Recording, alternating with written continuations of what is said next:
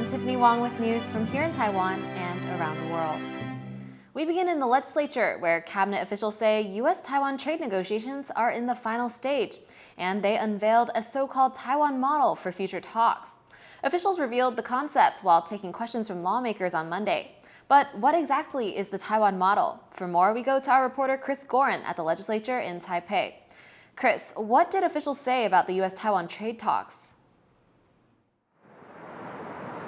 Well, as you said, Tiffany, lead trade negotiator Yang Zhen-yi told lawmakers here that talks with Washington are wrapping up and reiterated Taiwan's 4 main goals in the talks. And those include lowering Taiwan's reciprocal tariff rate, currently at 20%, preventing the stacking of any additional tariffs on top of that 20%, avoiding the special tariff on chips known as Section 232, and gaining what they call favorable investment conditions, especially avoiding taxation in both countries. Now, officials are pitching Taiwan's own economic blueprint, a so-called Taiwan model, to win concessions from the U.S. And they describe that as being private sector-led investment rather than the government-led investment that Japan and South Korea have recently done. Assisting with the creation of one-stop industrial clusters in the U.S. that would replicate Taiwan's science parks, the training of U.S. chip workers, and government support that provides credit guarantees and financial assistance to Taiwanese companies in the U.S. Now, Yang argues that this Taiwan model not only will help in the negotiations, but will also create a durable tech partnership. 在这个趋势之下，我方期盼以台湾制造的优势，结合美国研发、创新、人才及市场等，共同发展台美高科技战略伙伴关系。 Now, officials also denied recent media reports that Taiwan would commit to $400 billion in investment as part of the deal, but didn't offer any concrete numbers that they would be willing to invest in. And how did lawmakers react to this plan? Were there any concerns? There was some pushback, Tiffany, specifically to the workforce training for those workers in the U.S. chip industry. Now, it had been reported in the media last week that this training might be part of a deal with the U.S., and the officials seem to confirm that here at the legislature today. But specifically, there were some opposition lawmakers who were worried that training U.S. workers might create a kind of technology drain from Taiwan to the U.S. and damage Taiwan's lead in semiconductors. 报告委员不会，因为最先进的技术还是会在台湾。好，所以你一直讲最先进技术没错，但是我们在训练美国的劳工的时候，这个技术，这整个工业的技术就会有这个缺口，有这个危险性啊，这个风险会产生的。它是一个 operator 的这个技能啊，它不是研发单位了。所以这个还要防范这个风险，好不好？是，这是我们国人所担心的。是。 Now, you heard the economy minister there repeating comments that we've also heard from TSMC CEO and chair C.C. Wei, who has said many times that the most advanced chip tech will always be made in Taiwan first. But with the details of this plan still under wraps, a lot of anxiety remains about the future of Taiwan's most important industry. Back to you, Tiffany. Thanks, Chris. That was Chris Gorin joining us from the legislature in Taipei. Here in Taiwan, defense officials are unveiling plans for special units like intelligence personnel, missile experts, and drone operators to get more pay. As our reporter Larry Isiano explains, it's part of the country's plan to increase military preparedness in the face of rising threats from China.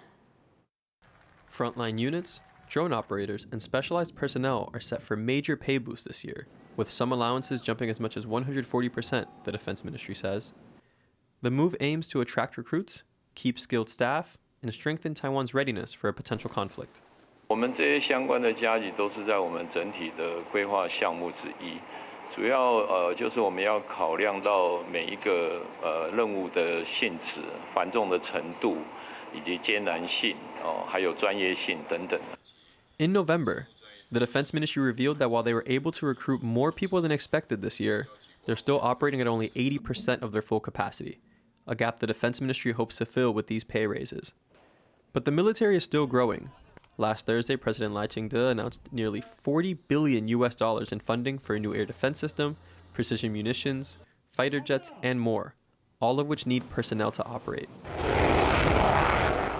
As the Defense Ministry focuses more on advanced, complex weapons, keeping skilled personnel is becoming increasingly important. Currently, more than half of military staff receive frontline combat allowances, and the ministry plans to extend these to newer units like drone operators. 比如无人机，那就涉及到说战斗部队的以及的定义。那如果符合战斗部队的定义的，我们都会争取把它纳入战斗部队，然后领取战斗部队假期。 Personnel in counterintelligence, air defense, cyber warfare, and maritime and aviation roles will also see more benefits. All of this comes as China keeps up pressure on Taiwan. The Mainland Affairs Council says 5 new sites have been built along China's eastern coast, including Air Force bases, naval facilities, and fuel storage depots, all facing Taiwan. 从上海的浦东到浙江的乐清湾以及漳浦直升机，这3个军事基地都在扩建，可以直接驻扎它的海军陆战队或者是空降兵，威胁台湾以及澎湖。 There could be further increases in military pay. This latest report does not include the doubled volunteer allowance that opposition lawmakers approved in June. With a shrinking population, the Defense Ministry is putting more energy into making military service attractive, and its latest reports show it's willing to invest heavily to do so. Ryan Wu and Larry Ciano for TaiwanPlus. A Taiwanese defense tech firm showed off its drone boats this weekend in the country's south. Thunder Tiger Corps on Friday put on a coordinated swarm of its Sea Shark 680C drones at a harbor in Pingtung County. The show demonstrated complicated moves by 6 of the drone boats under the control of a single pilot. The Sea Shark 680s are part of a $950 million defense bid to provide more than 1,300 drones to Taiwan's military for coastal patrol support. The boats are equipped with AI-adjusted inputs and anti-jamming capabilities. The revenues of China's top military firms fell by 10% last year, even as global revenue grew. That's according to a new report by the Stockholm International Peace Research Institute, a Swedish think tank focused on conflicts and arms control. The report said the revenue drop came amid allegations of corruption within the industry, which caused arms contracts to be delayed or canceled. Beijing has been cracking down on corruption in its military, expelling 9 top generals in October. Researchers say the findings cast doubt on China's modernization plans for its military. Authorities are narrowing their investigation into a Hong Kong apartment fire that claimed at least 146 lives. At the heart of the probe are the construction safety practices used in renovations before the blaze. Hong Kong's Labor Department has revealed that it received fire safety complaints from residents in the year leading up to the disaster. Leslie Liao has more. Over 100 people were killed when Hong Kong's deadliest fire in decades engulfed 7 high-rise apartment buildings, leaving many others injured or missing. Authorities have arrested at least 8 people in connection with the blaze. They're suspected of manslaughter for unsafe construction practices, which ultimately led to the fire. The building complex is Wong Fuk Court, an affordable public housing project. It was undergoing massive renovations at the time of the fire, with each building covered in bamboo scaffolding and green mesh, materials that may have contributed to the fire's rapid spread. This one was largely due to the bamboo scaffolding and other combustible materials during renovation. So it's kind of from initial fire to facade widespread fire, then to multiple spots of the residential unit fire. So that is how the fire become so devastating. There might have been warning signs that this disaster was coming, signs that were ignored. According to Hong Kong's Labor Department, residents complained about fire hazards last September, over a year before the fire.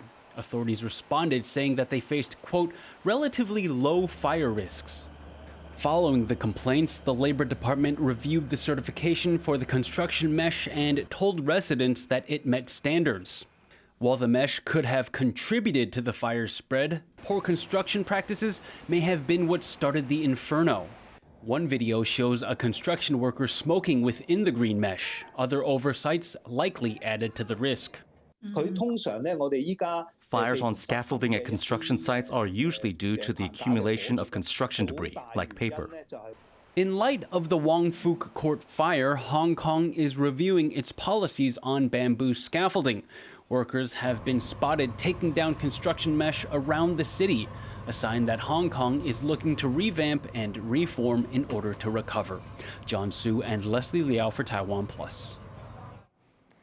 Taiwan will head to the polls next year to vote for local officials. The country's main political parties want to make sure they get every vote they can as they fight for highly coveted mayorships. Mayoral hopefuls from the ruling Democratic Progressive Party rally supporters in Kaohsiung. The southern city is one of 4 races in Taiwan's 2026 local elections where the incumbent mayors are reaching their term limits, and new talent are hoping for the chance to make a difference. Although the race is a year away, local elections are often viewed as precursors to the presidential vote and as a gauge of public support for each party. And that's a key metric, as Taiwan's government is currently split between the DPP and an opposition bloc composed of the Kuomintang and the smaller Taiwan People's Party. Vying for every vote they can, lawmakers are pushing to allow absentee voting.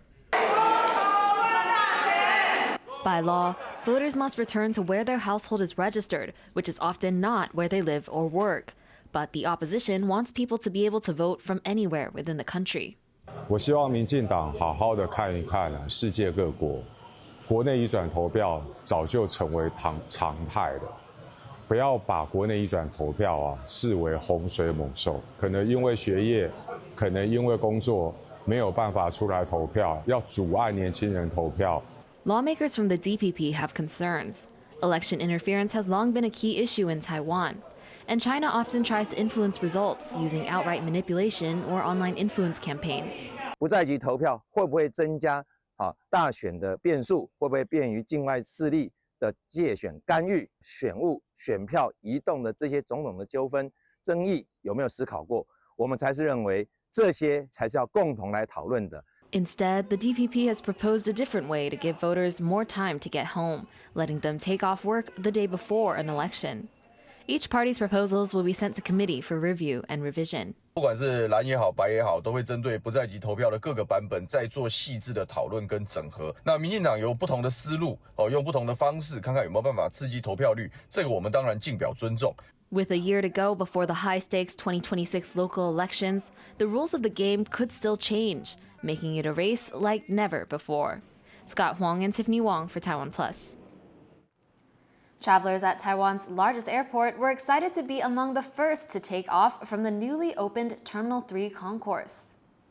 很幸运，然后看到新的登机口，觉得超级兴奋。我觉得很漂亮，然后很宽敞，然后会让人家觉得台湾又更美了。这样。现在变很宽敞，进来蛮舒服的。因为之前旧航厦，我觉得天花板太低，会觉得很压迫。 968 passengers boarded flights from Terminal 3 at Taoyuan International Airport as it began trial operations on Monday. China Airlines, Starlux, and EVA Air each operated 1 trial flight. The facility features a bold orange-red design and 13-meter-high ceilings and stretches more than 700 meters. However, its main entrance is not yet open, meaning passengers must enter through Terminal 2. 虽然今天从第2航厦进来有点远，但我相信之后第3航厦那个大门启用之后，应该就会更方便一点。 The new terminal is set to handle almost 6 million more passengers annually when it opens in 2027. Taiwan has secured 2 gold medals at the World Bodybuilding Championships over the weekend in Saudi Arabia.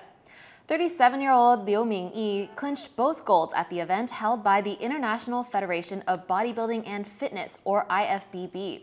He took top spots in his height range for the categories of men's fitness model and men's physique. The medals did not come easy, as Liu only began training at age 27, a late start compared to other competitors. Liu's new golds add to his win at the IFBB Asian Championships earlier this year. Thank you for watching What's Up Taiwan. Finally, we take you to Libya for its traditional equestrian festival. I'm Tiffany Wong. Take care and see you next time.